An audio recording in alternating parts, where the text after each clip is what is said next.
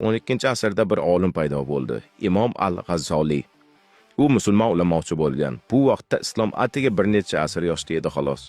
Odamlar Qur'onni o'zlari istagancha talqin qilardilar. Islomda amaliyot jihatdan birlik yo'q edi. To G'azzoliy paydo bo'lib, yaxshi musulmon qanday bo'lishi kerakligini aniq qilib aytmaguncha. Bu xuddi Avliyo Agustin Xudo shahri asarida yaxshi xristian qanday bo'lishini ko'rsatib berganiga o'xshaydi. Masalan, jodugar ayollar qanday yoqiladi? Ularni shunchaki o'tda yoqa olmaysiz.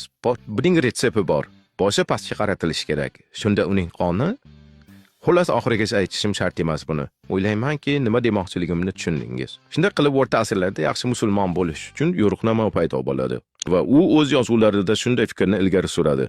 Sonlar bilan o'ynash, ya'ni matematika bilan shug'ullanish, bu shaytonning ishi.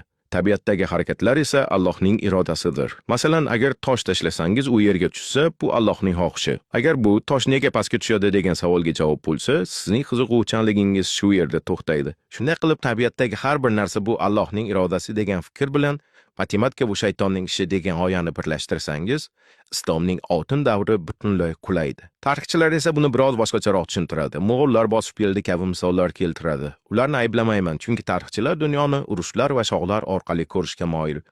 Ular buni kamdan kam hollarda falsafiy yoki intellektual harakatlar nuqtai nazaridan o'ylaydilar.